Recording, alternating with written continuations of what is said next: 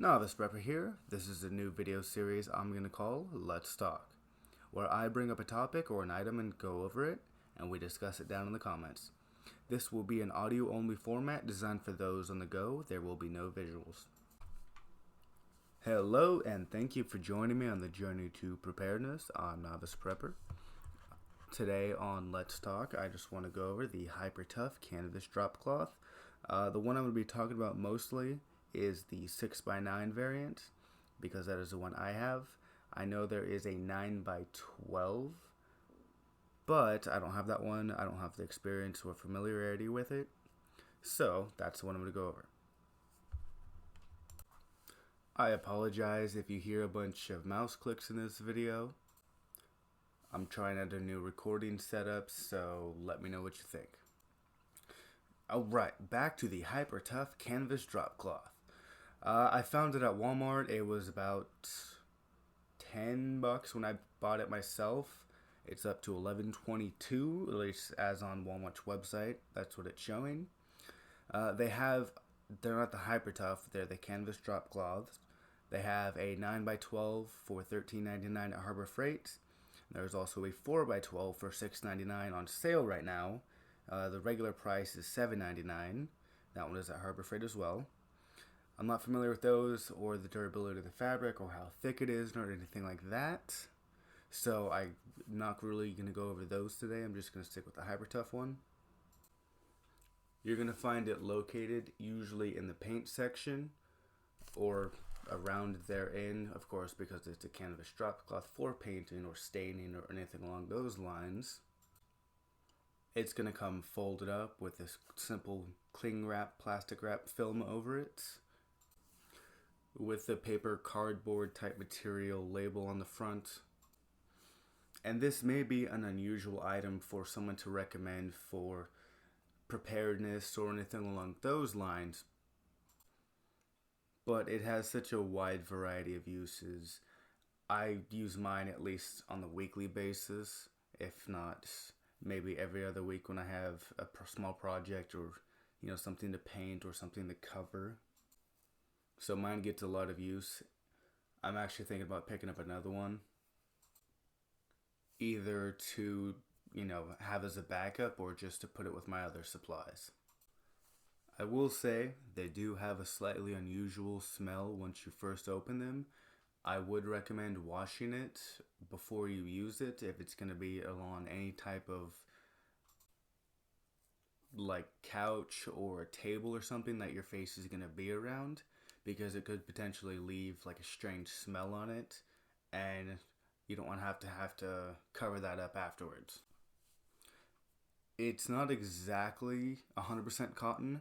It doesn't show an exact breakdown of what all it is, what the fabric blend is, but I know it is bleach resistant. I tried bleaching mine just as an experiment, and it did some mild discoloration, but no bleach spots, or it didn't eat through the fabric or anything along those lines. As an experiment, I did pick up some black fabric dye from Walmart, and I did a bit of a rough dye on it. So instead of going through the full 8-step process, I just got lazy, put in a bucket with some hot water as it recommended, and let it sit, and then pulled it out and then tossed it in the washer. So it came out looking pretty faded, but I actually like the look of it because it's not like a heavy black. It's more of the faded black with more of a distressed look, I would say. But that was just me playing around with a couple of ideas. So a few uses, at least in my opinion, that you would have for it, other than using it as a backdrop or the intended uses really, would be you can make clothing out of it. It's not going to be particularly comfortable, but if it helps you survive, then survival over everything. You can craft some bags or satchels, just something to be able to carry stuff other than just throwing it in there and wrapping it up in a bundle. You can throw some straps on it if you could just pull some material off and just sew it back on there in a different way. Though, of course, that all relies that you have at least a rudimentary skill in sewing, because that will definitely be required. And experiment now if you don't have the full skill or the full knowledge on good or proper sewing techniques. I have a jacket with a bunch of morale patches on it that I wear whenever I want to go out and be extra dramatic, but that's pretty much how I've acquired my sewing skills. I have a couple $100 and at least 50 patches on that jacket. I would be at work sewing patches on my lunch, and my coworkers would call me Martha Stewart, and it was a whole thing to them that I was over there in the corner just sewing away like a 1950s housewife. All right, moving on. Cloaks. Now I know some people are gonna be like, "Oh, well, that's only like movies or whatever else." Depending on your area, if it's super sunny or super bright or super hot, you're gonna want something to cover up. Or even if it's raining. Well, these aren't gonna be the light and flowy cloaks that you see in like apocalypse movies. Those are more just to keep the sun off of you. This is more of a heavier duty stay warm. So maybe it wouldn't necessarily be for those hot climates. Maybe more for a cooler one. Though I will say, if you are of the standard body size and not like, taller than average or shorter than average, well, I mean, even if you were shorter, you would definitely need to modify it to fit your stature, because it is a pretty big piece of canvas, so it's not going to fit perfectly and snugly around your body. It's going to be more of like a blanket. And that is also another use for it. In say a grid down situation, you can use it as an extra blanket, or at least as an insulating layer, because the more layers you can trap heat with, the better. You can actually tack it over your windows to hide power usage. So like, if you have a backup generator and you don't want your neighbors seeing that you have power, and you just have some little cheapy blinds and drapes, you can throw these over your windows to help block out any sort of excess light. You just need to tack around the corners and make sure you do it so where there's no potential escape for light. It doesn't really affect sound though, so if you have a heavy gas or diesel or generator, then you'll want to rethink that whole strategy, or think about that strategy in general. Another use for a grid down situation, or even more of a general wintertime usage, would be just to preserve heat from leaking out from like single pane windows, or if the seals on your windows aren't really that great, or if you have an AC that you wrapped up with a bag and it still leaks cold air from there, you can throw this over your window, tack it down, and it's going to help preserve heat. Now, unless you take time to wax the whole thing, I wouldn't particularly recommend it as an impromptu tent. There's a lot lighter material that's going to be a lot more effective. But I mean, in a situation, something is better than nothing, even if it's not the most ideal item or object or material. It's going to be better than sleeping under the open stars with whatever bugs or nature getting to you.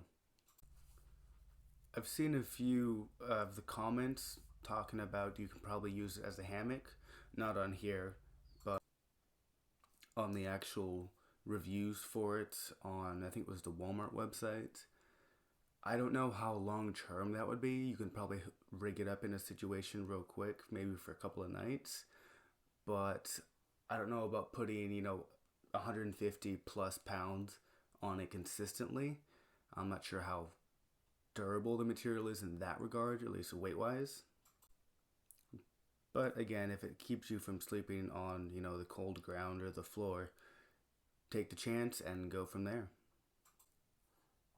Or, better yet, get one, experiment now, and let us know how it goes. Yes, I am fully aware that a plastic tarp would be better suited for several of these things, or most of these things. For the heat insulation, it would be cheaper, it would be lighter, it would be better for a tent, but it would also be a lot noisier and maybe not as multi-used. because you can't really change the color as easily as in throwing some dye in there. You'd have to spray paint it. The spray paint's gonna chip. My suggestion would be, if you have the availability of resources and funds, to pick up both, because they would both make a great addition and multi-used. And you can even use them in concert with each other to have more of a greater effect. We'll say for covering the windows, you can put the tarp first and then the drop cloth over that, the tarp to keep the cold out and the canvas to keep the heat in, versus just having this very thin tarp between the cold and the warmer air. I'm not trying to promote this item as a do all to end all, you're not going to need anything else. But if you had the desire for a multifaceted item that's not going to be as noisy as a tarp, because that was my thing when I picked it up, is I've had tarps before, they're just more of a hassle in some regards. Folding up a larger tarp can be quite a pain, and you can't really throw a tarp in the washer. I mean, you can spray it off and that, but it can't really be, detergent or anything like that, because that would degrade it over time, especially if you tried to, leave it out in the sun to dry. That would just make it worse. If you agree or disagree, let me know in the comments. Do you have something you would recommend instead? Lastly, what other topic or item would you want me to go over next? Please share below. Novice Prepper out.